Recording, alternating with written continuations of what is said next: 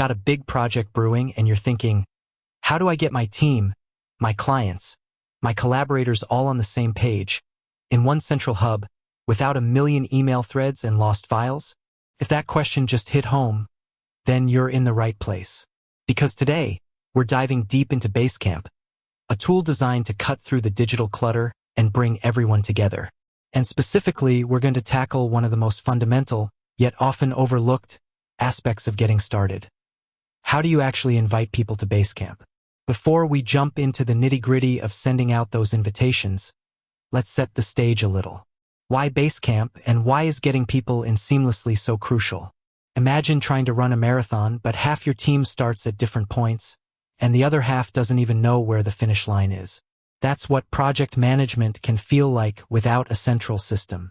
Basecamp aims to be that central system, providing a place for discussions, to-do lists, file sharing, scheduling, and automatic check-ins, all designed to keep everyone informed and accountable. But its power is only unleashed when everyone who needs to be there is there. A poorly executed invitation process can lead to frustration, delays, and a less than optimal experience for everyone involved. So, mastering the art of the Basecamp invite isn't just about clicking a button. It's about setting the stage for successful collaboration. Now, let's get into the how. There are a few different ways to invite people to Basecamp, and the method you choose will often depend on who you're inviting and to what. We'll break down the most common scenarios. The most straightforward way to invite someone is directly into a specific project. This is perfect when you're bringing in new team members for a particular initiative, or when you're adding a client to a project they're involved in. To do this, first, you'll need to navigate to the project you want them to join. Once you're inside the project, look for the Add, Remove People option.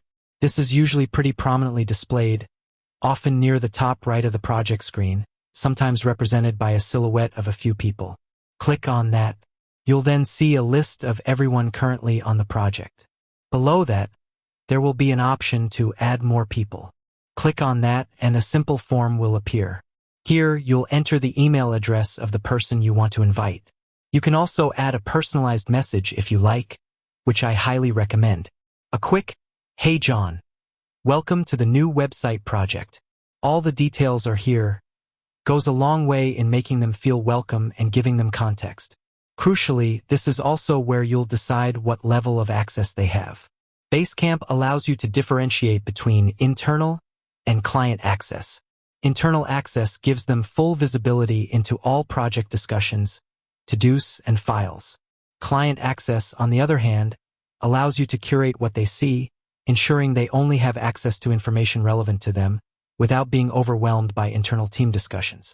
This is incredibly powerful for maintaining clear communication boundaries and protecting sensitive internal information.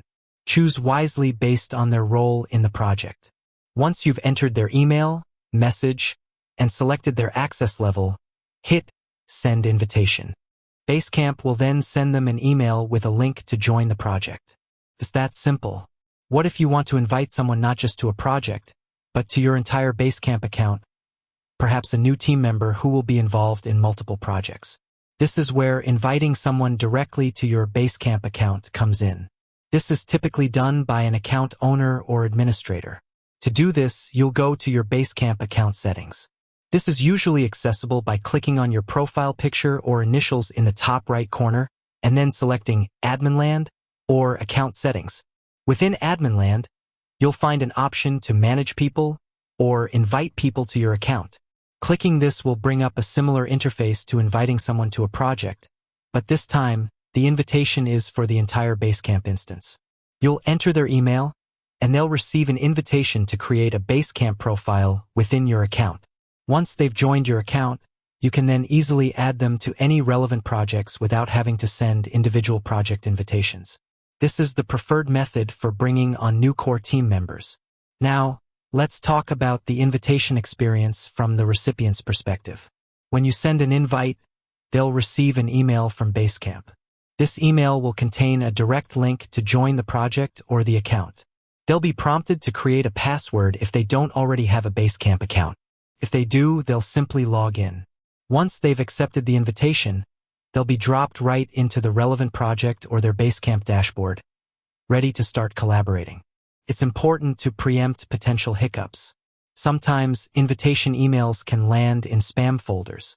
It's a good idea to let your invitees know to check their spam or junk mail if they don't see the invitation immediately.